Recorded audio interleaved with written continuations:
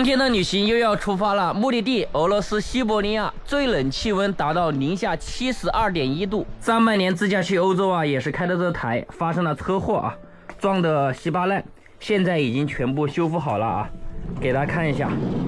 已经把这个雪地胎全部换上了啊，这个就是雪地胎。在换雪地胎的时候啊，老板跟我讲说我这个钢板变形了，原本是这样的，现在已经弯过来了。现在回家来收拾行李啊，并且给大家分析一下这一次的路线啊，非常具有挑战性啊。这个房子就是我的家啊，这19年修的啊，后来回来过，之前来是没通水的，哎呀，还没通啊。看一下，我们进去看一下啊。 很多人关心我家啥样子，因为一直在外面跑，没回来过。看一下，主要是我家没有装修啊，回来的话连饭都做不好。过年的话呢，更不好意思回来，因为要去买菜啊、买吃的啊，非常不方便啊。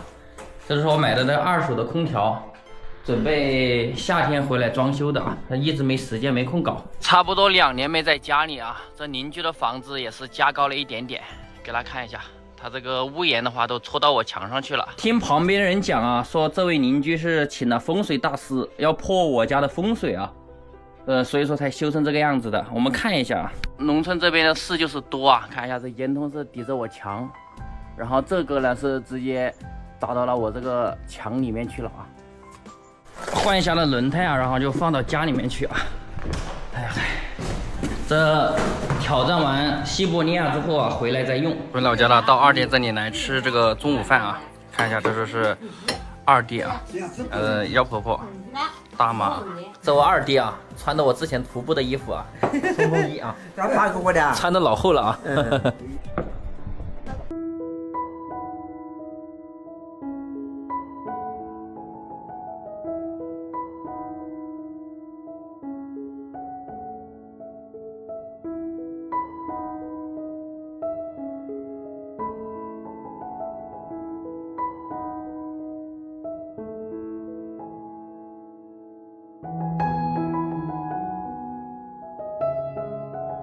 出发的装备啊，现在都已经是盘到了车上啊，整整一车。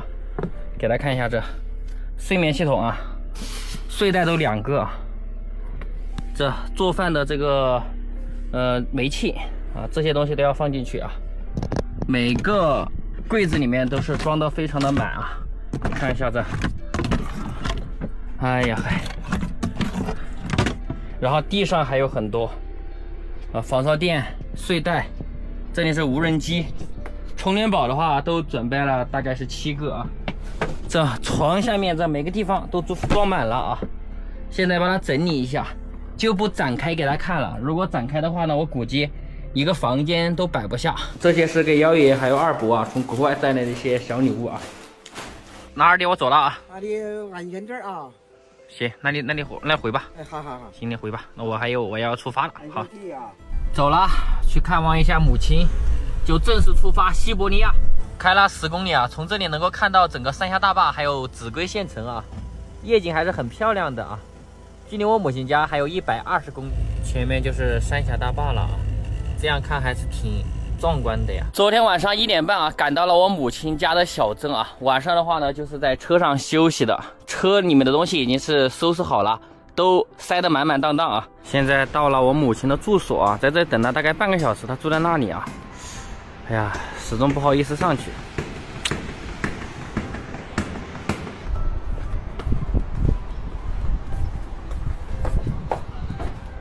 嗨啊！哎，母亲好啊！最近都还好啊？都还好。好。这张稍微胖一点了。比之前胖点了是吧？啊。 带我母亲啊到山上来逛一逛，看一看啊。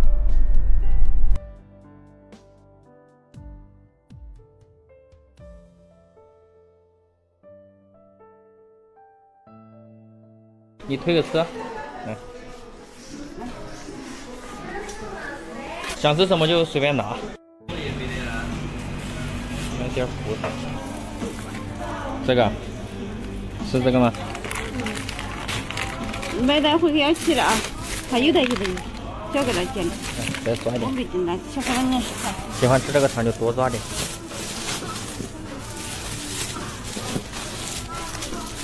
这个汤也挺喜欢的。不买那个，不买那个。啊。是买那个钱嘛？买那个。我来跟他好好说一下。啊，要喝那个。你请2箱。你看。文具不要吗？文具。文具。啊。文具去看看。哎呀嗨。这一箱也是给你准备的，从国外带过来的一些东西。绳子吧。这些吃食吧。然后把这些盘上去吧。过来看我母亲啊，说实话，见了面啊，1个小时也说不上3句话，也不知道怎么形容吧。哎，但是临走的时候看着她这个背影是吧，一瘸一拐，说实话心里面还是酸酸的啊，不知道怎么形容。很多人问啊，怎么感觉我跟我母亲不亲啊？关注了我5、6年也没看到我的父亲啊，因为我的父亲是在1岁的时候就离异了啊。从小的话呢，我呢是没有见过我的母亲。去年23岁的时候啊，是寻母是吧？找了好多次才找到我的母亲，也才跟我母亲见面。我的父亲的话呢，从小见过5次面啊，后来在我15、16岁的时候，然后就离家出走了。就是说，现在目前为止有8年没有见到我的父亲了啊，就目前就这个情况。现在的话呢，我们收下东西，准备前往宜昌啊，给我车做一个最后的检查，我们就出发。现在已经来到了维修站啊，来修这个车啊，就是我这个车的话，这个手刹系统坏掉了，还有这个刹车油没了。刚刚是把刹车油加满了啊，给大家看一下，这个钢板啊已经是完全就是变形了，感觉是承受不了这个车的重量啊。这个车里面其实也没装啥啊，这外面这里好像还有点生锈，这个应该喷点除锈剂应该可以掉吧。这就是换下的那个手刹系统里面的一个配件啊，因为它坏了，所以说我这个车就没法手刹了啊，刹车也有点问题。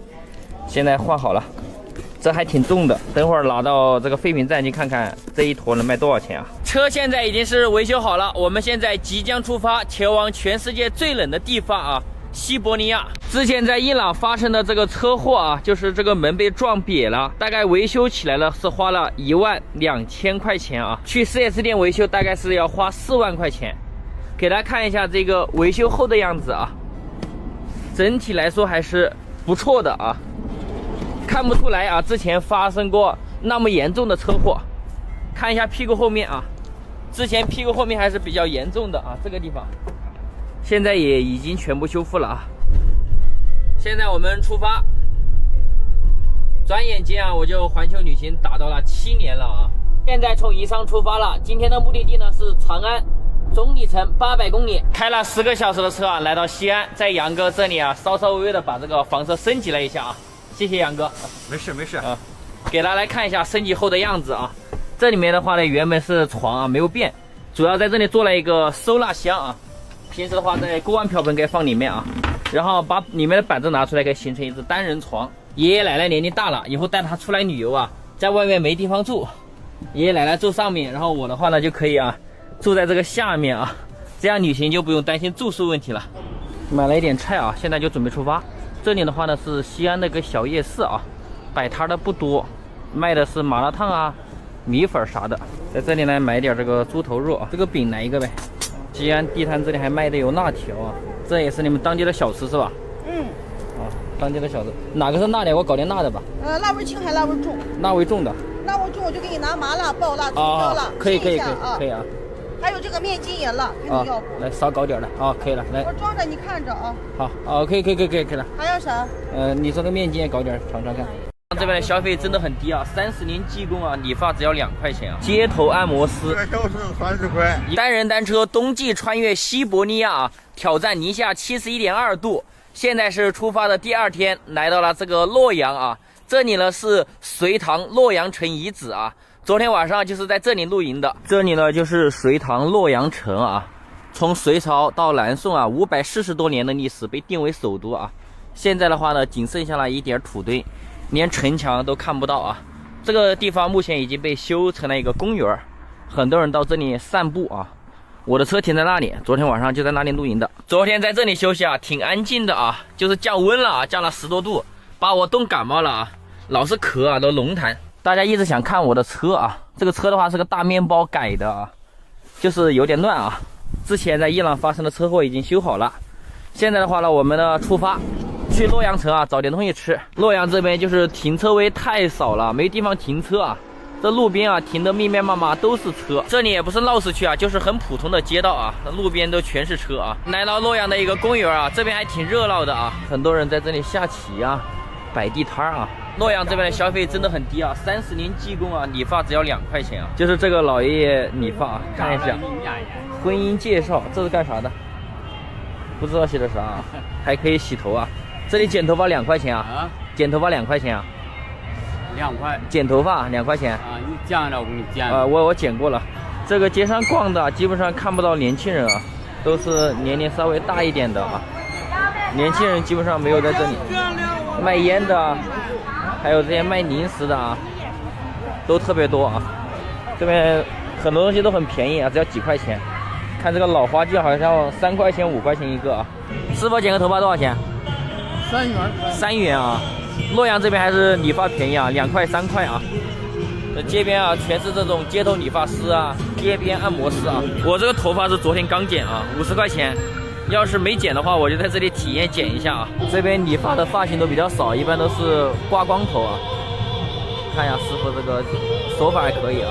这里还有这个街头按摩师啊，在这里按摩。这里按摩多少钱1个小时啊？一个小时30块，1个小时30块啊。半个小时15块，半个小时15块啊。这师傅的手法还可以。你这拿的啥呀？拿了一块石头。看一下，洛阳这边的生活还是非常惬意的啊。街头按摩师，上过网了啊。你那手机扫也都扫住我了。哎，扫也都扫住。来看一下老爷爷按摩啊，这边好像还上新闻了啊，街头按摩师啊。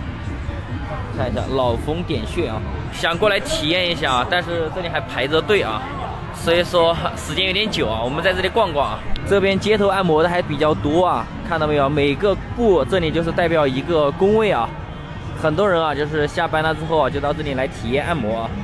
这个技师不知道哪去了。这边街头按摩师还比较多啊，你们按摩多少钱1小时啊？啊，多长时间？公园里面基本上都是老年人为主啊，大家瞅一下，年轻人基本上没有啊。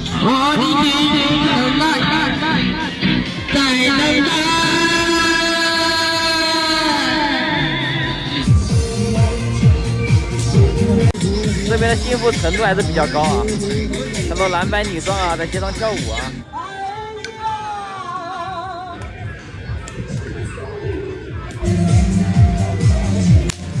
洛阳这边的中老年人过得还比较幸福啊，像我们那边的话，都在家里啊，很少出来在街上玩了。找了好几个牛肉汤、羊肉汤的店，但是在这边啊，好像下午2点过后啊，基本上都关门了，所以说找了半天没找到。导航郑州，北方这边啊，好像是饭点吃饭啊，过了饭点基本上很多馆子都关门了，想吃也吃不到。127公里到郑州吃晚饭啊，晚上到石家庄休息。明天的话呢，到唐山。我去了38个国家，这个河南的高速公路啊，在世界也算是一流啊。4车道，迪拜的话也才3车道啊。欧洲国家只有2车道啊，我们这达到了4车道。在迪拜的话呢，3车道啊，限速是160。大家觉得咱们中国的4车道高速公路要限速多少？在我身后是基辅号航空母舰，来到现场啊，才能体会它的大啊！它一共17层，水面8层，水下还有9层啊！我们现在一起进去看看航空母舰内部啊究竟是什么样子的。现在啊，我来到了航母的一个甲板啊，在我身后呢就是战斗机起飞的一个跑道，我们一起来看一下，大概呢相当于4到5个足球场的一个面积啊。网传啊说这上面1颗这个螺丝钉儿价值1台汽车啊，大家帮我数一数，这到底价值多少台汽车呀？在我身后就是电视上看到了各种鱼雷啊，现实中看啊，真的是非常的大，这高度啊大概接近6米啊，而且是非常的粗。这边的话挂了满满的一排啊。我们现在来参观一下这个鱼雷啊，这个外面的钢甲啊，大概就厚达2厘米啊。鱼雷就从这里发送出去啊。刚刚的鱼雷啊，就从这个深井啊，然后装弹到这里，从这里发射。这个鱼雷长啊8620毫米啊，可以装400公斤的 TNT 炸弹，可以轻松炸毁啊2000吨级的一个战艇啊。这里还有各种的导弹啊，发射舱啊。看一下这个导弹外层的这个铁就这么厚啊，能达到7、8厘米啊，可想而知它的威力到底有多大啊。航母内部啊，大量的空间全部是为了存放这种导弹啊、鱼雷啊，还有炸药之类的东西啊。所以我们人行通道啊，它都非常的窄啊。我1.7米啊，在有些地方啊，必须要低头才能通过啊。看到没有？如果你是俄罗斯1.8米的高大个儿，在里面的话必须要弯着跑路啊，不然的话很容易碰到头。最窄的地方只有80厘米啊，宽的话呢，就是我现在啊所在的这个楼梯间，不能2个人并排走啊。否则的话呢，上下啊就会堵住。我们现在一起来参观一下这个舰艇里面啊最厉害的武器啊，这个反潜导弹啊，重达4.8吨啊，飞行速度能达到2.5赫兹啊，一般的这个拦截系统是无法拦截的，可以挂这个核弹头啊，然后它如果爆炸了，相当于35万吨级的这个 TNT 炸药的威力啊！这种反潜导弹啊，苏联也只生产了500枚啊。在我身后啊，这里呢就是战斗指挥中心啊，下达各种战斗命令啊。舰长呢在这里啊指挥啊，上面还有领导人的画像。基辅号建造于1970年啊，那个时候电脑的话呢还没有现在啊这么小啊，每一台电脑都是特别的大啊。我身后呢就是航空母舰的一个船长室啊。在这里啊，控制整个航空母舰的一个方向，还有航速啊。这里呢是观察手啊，通过这里啊观察前面的方向。观察手旁边呢就是整个啊这个舰艇的一个方向盘啊。整个舰艇那么大，这个方向盘却这么小啊，比那个我们的汽车的方向盘还小啊。我们整个一个手啊，一个手掌的长度大概就是20厘米左右啊，这样控制整个这个航空母舰的一个方向啊。然后这边的话呢，就是这个油门啊，它是有4个这个油门的，这样全部打开的话呢，就是全速航行啊。这里呢就是航空指挥室啊，相当于这个机场的塔台啊，控制整个直升机和战斗机起飞的一个控制中心。整个舰艇啊，就相当于是海上移动的一座小城市啊，上面能买到我们大多数能买的东西，小超市啊。这我身后的就是厨房啊，看一下他们平时是怎么做饭的。这边的话呢是揉面啊，他们俄罗斯人喜欢吃这个大捏巴啊，就是面包，看到没有？现在这在烤面包啊。我身后呢就是整个舰艇的一个卧室啊，给大家参观一下。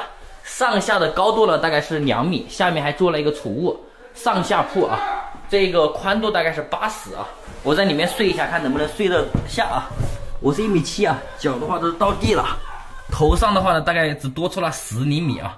也就是俄罗斯人的话，1.8米的个子刚好。如果1.9米的话呢，你在里面睡觉要这样啊，蜷着腿。所以睡在这个床上啊，并不会感觉到特别的一个舒适啊。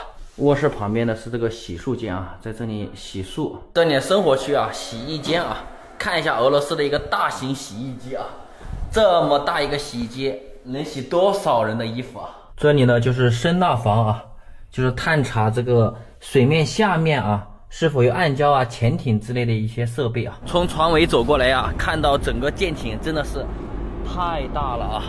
真的现场看真的太壮观了啊！带粉丝小米来体验露营生活，没想到啊被困在了原始森林。现在车被困在了这个原始森林啊，不知道怎么办啊！四周没有一个人。挑战极寒，零下71.2度的路上，在长春啊遇到了粉丝小米，给大家打个招呼。大家好，我是小米，关注子安1年多了，非常喜欢他，非常喜欢我啊。然后呢，这是我前2天在长春红旗街碰到的美女粉丝啊，她说想跟我一起啊去旅行。为什么喜欢这种户外生活？因为从小就没有出去露营过，然后看你的视频就觉得你很勇敢，所以想跟你体验一下。就是想在野外这种露营是吧？对。其实这种露营生活是很苦的嘞。没事，我可以接受。可以接受。对。有没有想去的地方？想去那种就是挑战极限的那种。挑战极限就在野外挑战。对。美女还带了一大包行李啊，这里面装了啥？都是一些非常厚的衣服，还有化妆品。哦，化妆品。你在野外还要化妆啊？是的。还化妆？那跟你讲，在野外的话，很多时候这个条件有限，可能连澡都没有办法洗。没事。没事啊。对。那行啊。提上行李，我们准备出发。有没有想去的地方？就找那种下雪的山，然后去露营。在野外露营？是的。那你能吃得了这个苦吗？可以的，我可以的。很冷的了。没事。那我们出发。我的车就停在这里啊，给大家看一下，后面的玻璃啊，就是前2天啊，就是被撞坏了啊，所以这里透风。去买一点菜啊，然后我们就出发吧。找一座山下雪的地方。我们的小米的话都是请了2天假啊，就是能跟我体验2天的一个野外露营生活啊。是的。然后我们现在出发。有没有什么想吃的东西？想吃鸡蛋。想吃鸡蛋啊，那我们去生活超市去买点啊，买点菜，晚上来露营做啊。OK。小米的话今年19岁，还是这个学生啊，现在的话在实习啊。对。酒店里面做前台，是专门请了2天假啊，过来体验这种露营的生活啊。在野外的话就不是很方便了，所以说你买一点这个零食啊，多看看有没有什么喜欢的。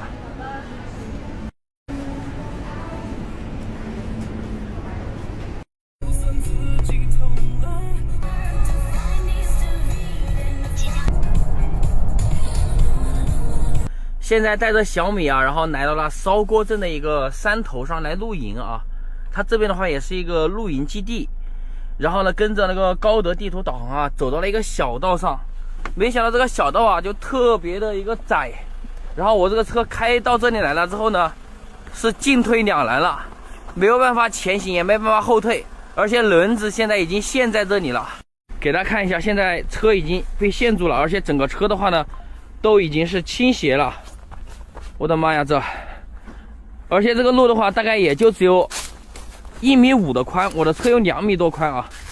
看一下刚刚的话，因为我感觉前面啊就是过不去，我就准备说把车往后倒，结果一下陷到了这个土坑里来了。现在车的话是彻底是没有办法后退，也没办法前进的。我们两个被陷在了这个森林里面，真的是特别的害怕。这是那个地图让我走这条道啊，看一下了。这条道到底有多宽着？只有1米多宽，我这个车有2米啊，根本就过不来。现在的话就陷在了这个里面了，因为这个路只有1.5米的宽度啊，说叫拖车也进不来。关键我这个车的话呢特别高啊，怎么搞？看一下，刚刚找了一圈啊，这个地方居然连个石头都找不到啊！整个车的话它也是倾斜的，在里面的话是往那边倒啊。现在的话呢，我连这个地方位置具体在哪里都没有办法找到。这个路这么窄啊，其实我这个菜啊都已经买了这么多，准备跟小米在这里露营来做饭的，然后来带他体验一下这种野外啊，这种住野外这种感觉。没想到遇到了这么个事情啊，实在不好意思。没事。这也是应该你第一次出来旅那个露营是吧？对。没想到遇到这个情况，我们现在只有一起等待警察来救援了啊！难过。现在最担心的是啊，就是这个车怕往这边倾斜。刚刚的话呢，是因为这个导航啊显示这边一条近路，我就往这边走。看见这个路啊是吧，越来越窄，看到没有？然后我就说那不对了，我要往后退，因为前面更窄，前面应该就只有1米宽了。看一下前面这么窄的路。我说这没法走了，我打算往后倒，没想到就直接啊就倒到了那边去了，这边的轮子就直接陷到这里了，没办法了，现在的话车也没办法往前，也没办法往后，然后怕这个车往那边倒，我还往这边增加重量啊，把个水压在这边，怎么办啊？这里其实跟一个原始森林一样，看到没有？这边是湖。现在气温的话零下2度啊，旁边一个人没有。环球自驾旅行挑战世界冷极零下70.2度，来到东北。之前和我一起直播的美女粉丝菜菜啊，说过来想跟我一起体验房车自驾，给大家打个招呼。大家好，我是菜菜，有1年没跟子安见面了，然后我们都没想到他换上了房车，然后我从小的梦想就是能够坐上房车自驾旅行，然后他今天带我跟他一起去旅行，我真的是太开心了。1年没跟菜菜见面了啊，给菜菜也准备了一个礼物来收下啊。这是啥呀？这就是给你买的礼物啊。然后我们等一会儿我们一起吃饭，晚上的话我们前往这个大兴安岭啊，带粉丝菜菜体验这种露营生活啊。想吃点啥？这有手擀面，我们吃手擀面。好了，我们吃完面条，然后出发大兴安岭啊。我吃的是小炒肉面条，他吃的是酸菜面条。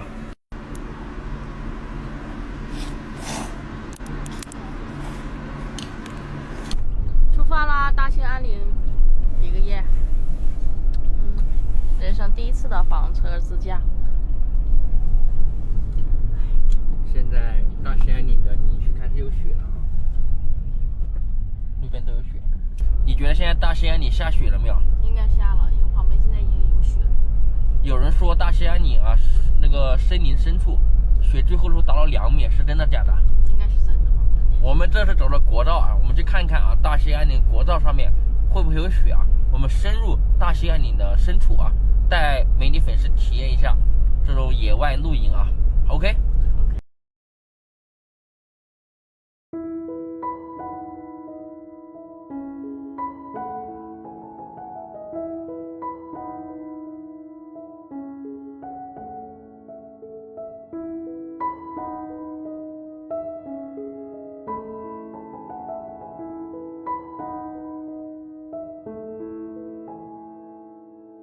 整整开了7个小时的车啊！现在我们已经到达了三根河啊，这里呢是属于大兴安岭的一个内部区域了啊。这应该是大兴安岭的第2场雪了啊，地上已经挪了大概是5厘米厚了。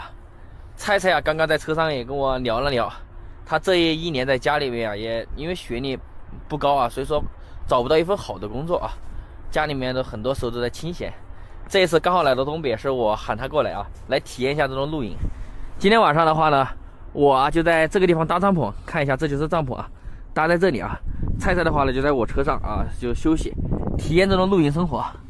在这停了半个小时，雪就已经1厘米厚了，这雪下来还是挺大的啊。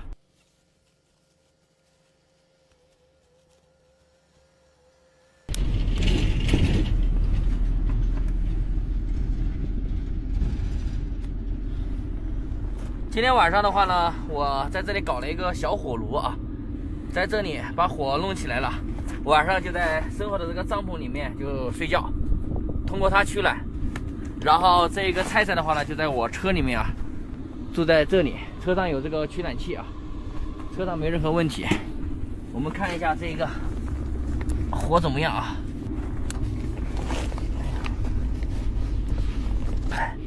这睡觉前的话。就这样啊，搞上这么一炉，应该晚上在这里睡觉应该就不冷了啊。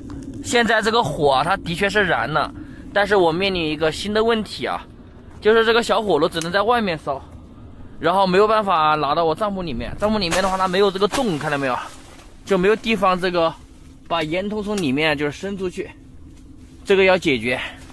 不解决的话，有了这个小的柴火炉啊，我在这个帐篷里面也没办法取暖。